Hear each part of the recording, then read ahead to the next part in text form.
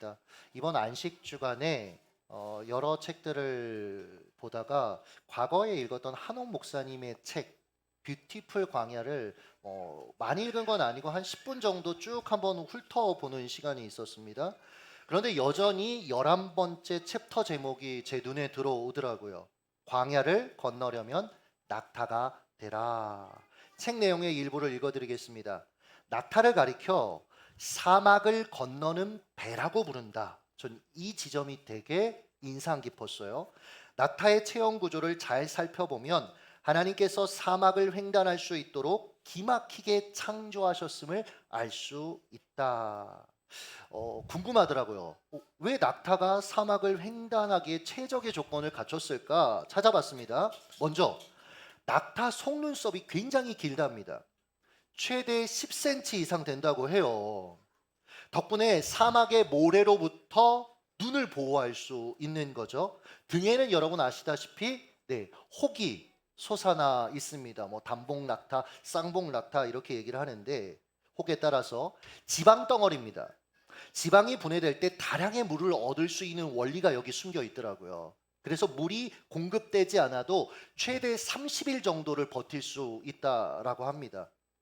또 한 번에 최대 500ml 생수 있잖아요. 우리가 이렇게 가지고 다니면서 마시는 그 생수 100병에 해당하는 물을 한 번에 마실 수 있대요. 한 번에. 여러분 이게 당연한 게 아니더라고요. 사람의 경우 물을 이렇게 과도하게 마시면 위장이 터져 죽습니다.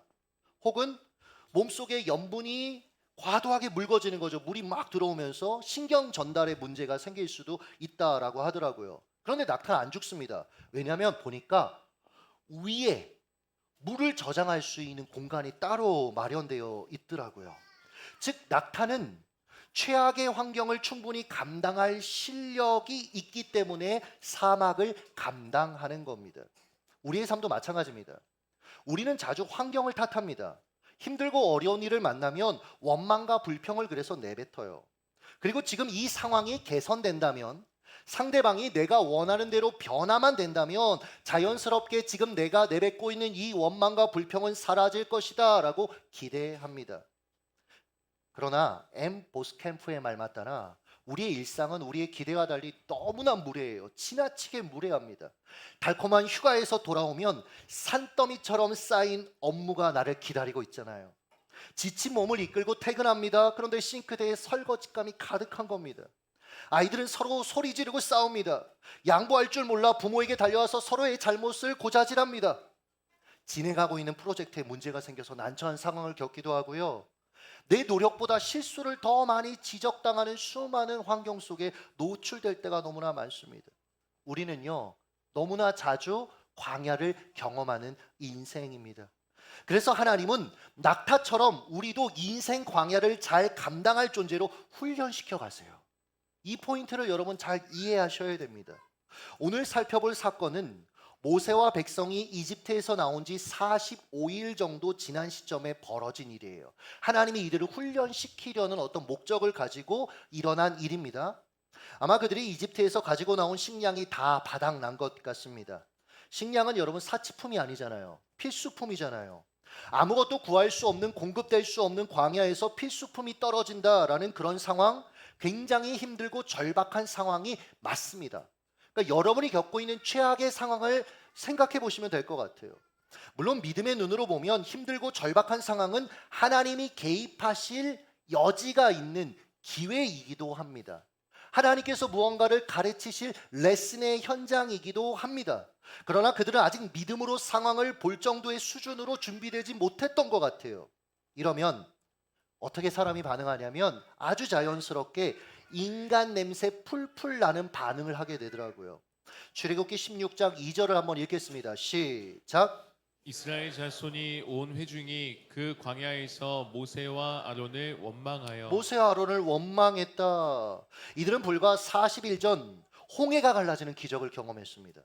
이 정도 기적을 경험하면 놀라운 믿음의 사람이 될 법한데 여러분 한 번의 그런 놀라운 하나님의 경험을 통해서 생긴 믿음이 바닥나는데 40일이면 충분했다라는 것을 기억하셨으면 좋겠습니다. 그러므로 어제의 신앙 경험으로 여러분 살지 마십시오. 오늘도 하나님을 경험해야 돼요. 여러분, 오늘도 우리는 하나님을 만나야 합니다. 오늘도 하나님의 은혜를 내 가슴 가운데 여러분 채워야 합니다. 자, 어제 은혜로 살았던 이스라엘 백성들은 어려운 일을 만나자 3절 이렇게 반응합니다. 읽습니다. 시작. 우리가 애굽 땅에서 고기 가마 곁에 앉아 있던 때와 떡을 배불리 먹던 때에 여호와의 손에 죽었더라면 좋았을 것을 너희가 이 광야로 우리를 인도해 내어 이 온 회중이 주려 죽게 하는도다. 죽었더라면 죽게 하는도다. 식량은 떨어졌지만 여러분 아직 한 면도 죽지 않았어요. 그런데 마치 모든 것이 끝장난 사람처럼 상황을 지금 해석하고 대하고 있는 겁니다. 극단적인 언어, 심지어 죽음의 언어를 내뱉고 있습니다. 왜요? 믿음이 없으니까 그 상황 속에 함께 계신 하나님을 볼 실력이 없는 거예요. 하나님이 보이지 않는 거예요. 그러니 믿음으로 상황을 해석할 힘이 있을 리가 없죠. 그저 좁아진 자기 시야, 자기 해석으로 상황을 지금 보고 있는 겁니다. 그 결과 어둡고 부정적인 것만 자꾸 눈에 들어오는 거예요. 내가 통제할 수 없는 상황, 어디서 음식을 구하겠어요? 협조적이지 않은 사람들, 내 한계와 결핍, 그래서 지금 절망을 내뱉고 있는 것입니다. 한편 이들은 지금 겪고 있는 어려움의 원인을 외부에서 찾고 있다는 것을 좀 주목하셨으면 좋겠습니다. 너희가 이 광야로 우리를 인도해 내어 이 온 회중이 주려 죽게 하는도다. 마치 모세와 아론이 멀쩡하게 잘 살고 있는 자신들을 살살살 꿰내어서 사지로 지금 몰아넣다라는 식으로 지금 말하고 있는 거예요. 심리학에서 이런 행동을 일러투사라고 합니다. 자기의 불안이나 불만의 원인을 해소하기 위해서, 왜냐면 이게 불안하고 힘드니까 어떻게든지 이걸 다른 데 토스하고 어딘가에 어떻게 해소해야 되는 거예요. 그래서 어떻게 하냐면 그 원인을 남에게 뒤집어 씌우는 겁니다.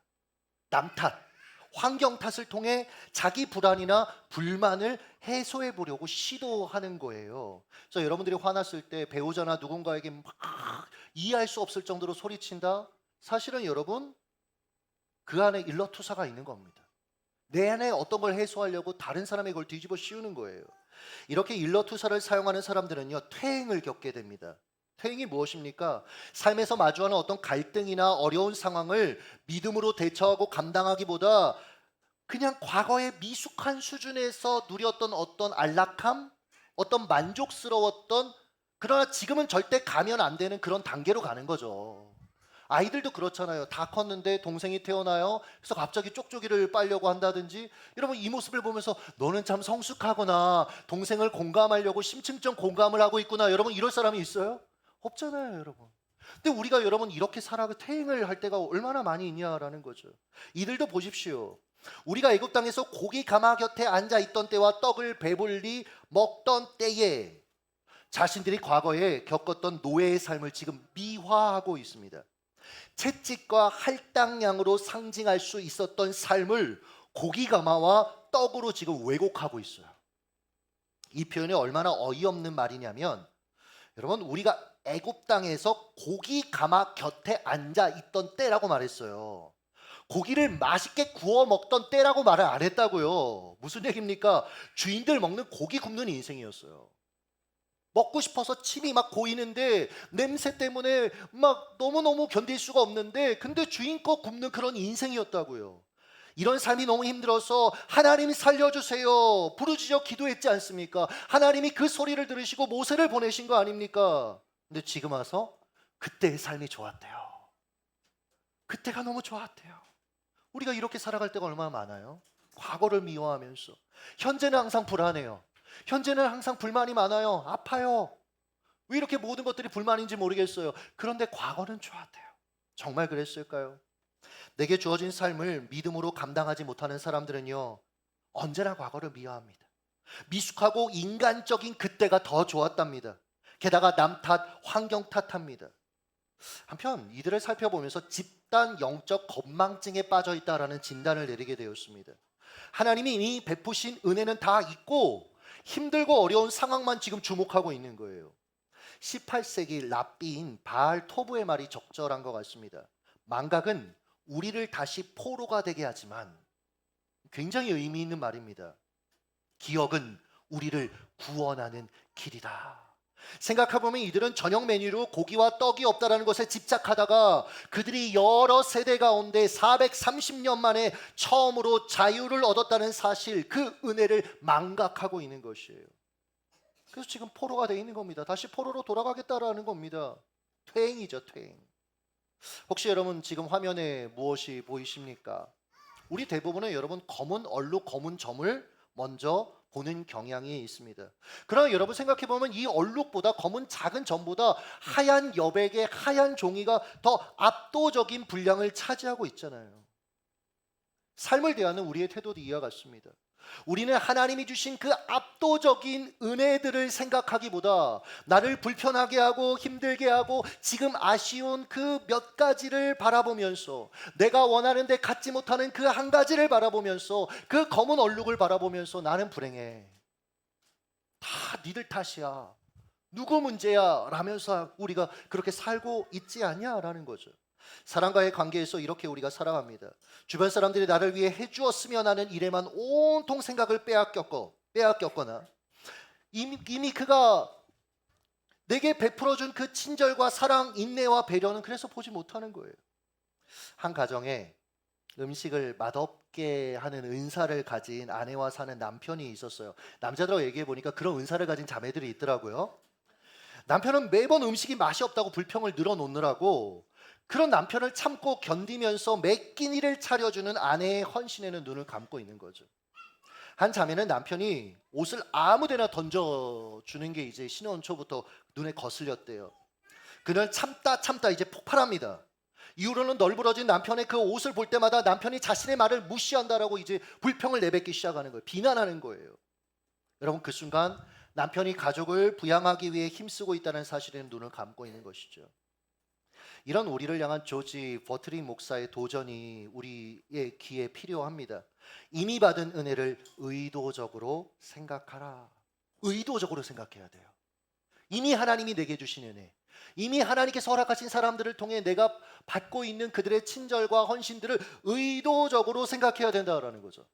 맥스 루케이도가 그의 책 아무것도 염려하지 말라를 통해 소개한 78살의 제리 할아버지라는 분이 이렇게 살았어요.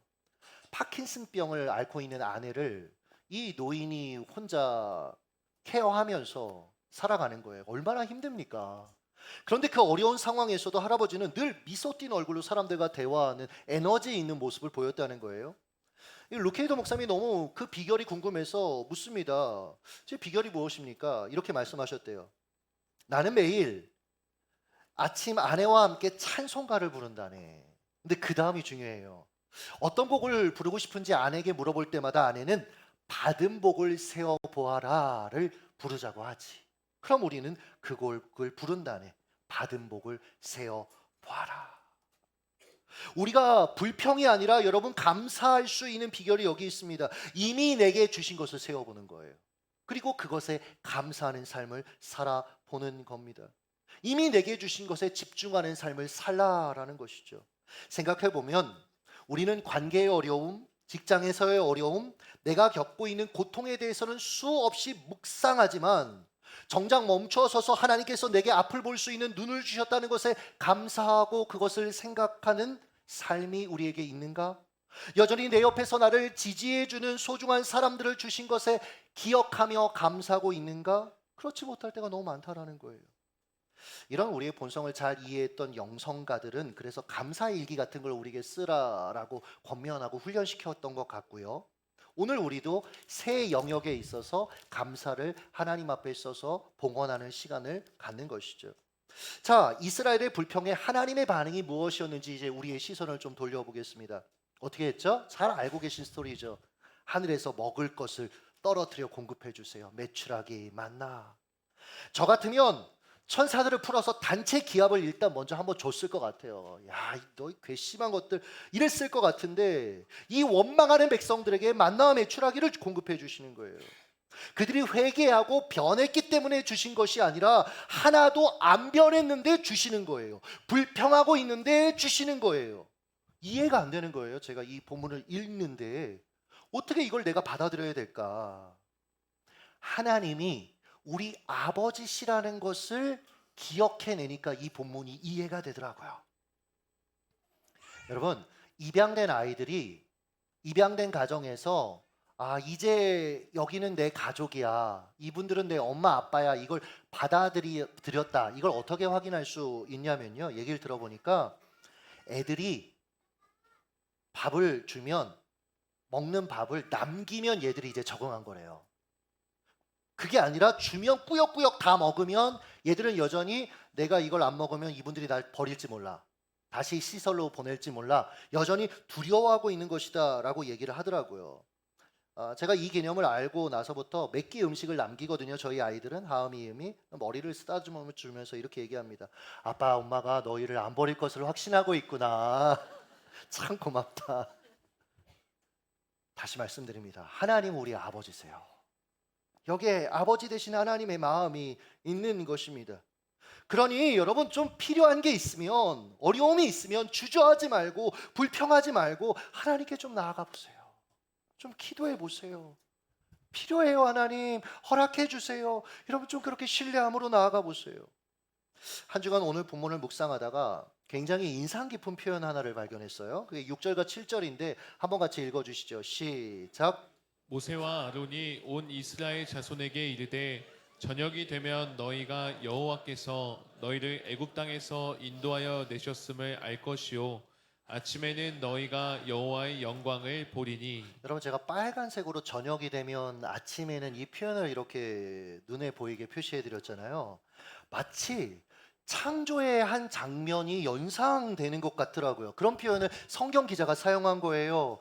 저녁이 되고 아침이 되니 이는 첫째 날이니라.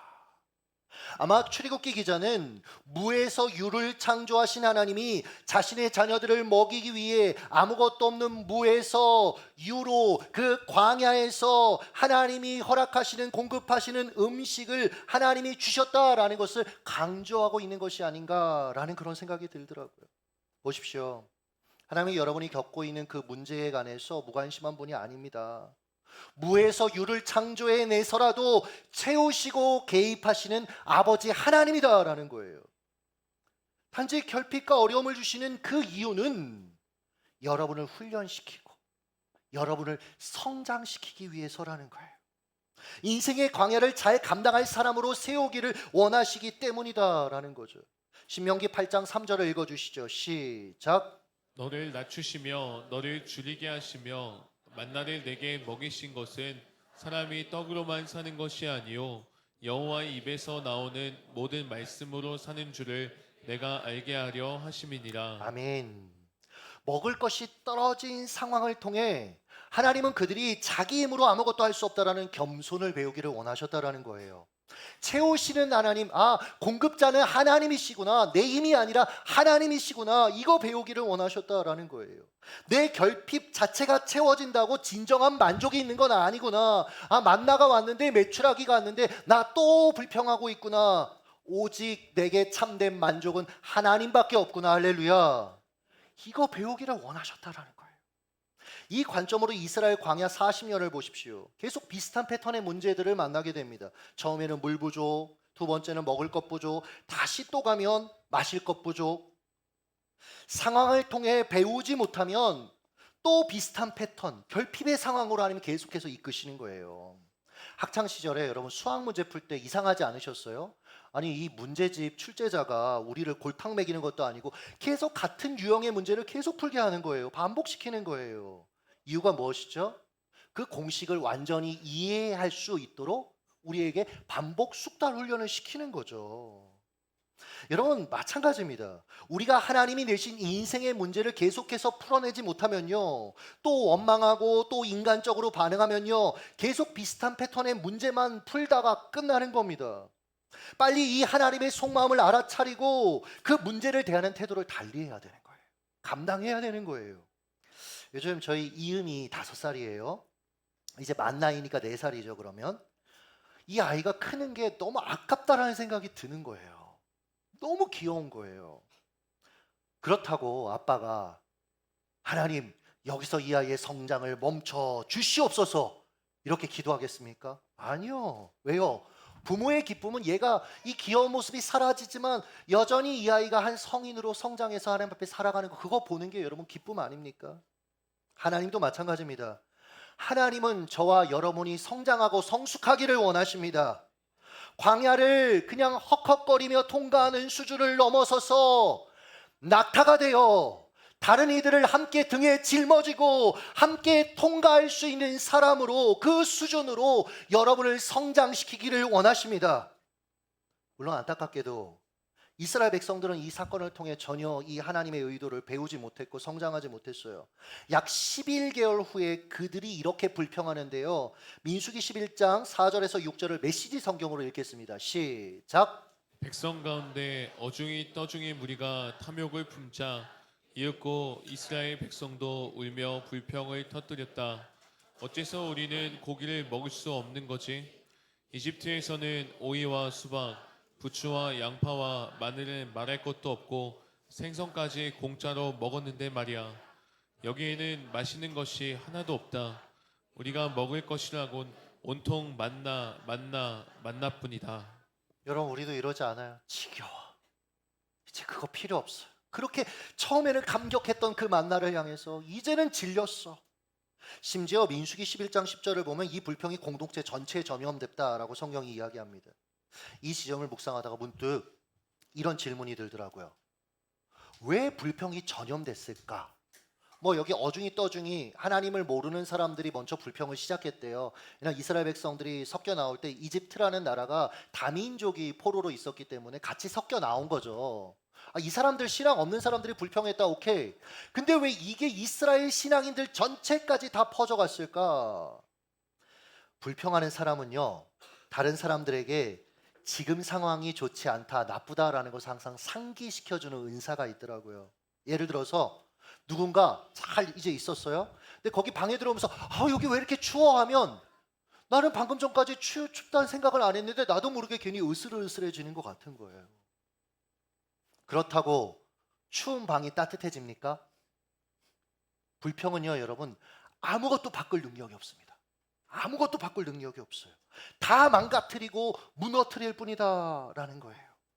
게다가 그 불평의 주제가 한 민족의 운명이 걸릴 정도로 거창한 게 아니었어요. 부추 먹고 싶다.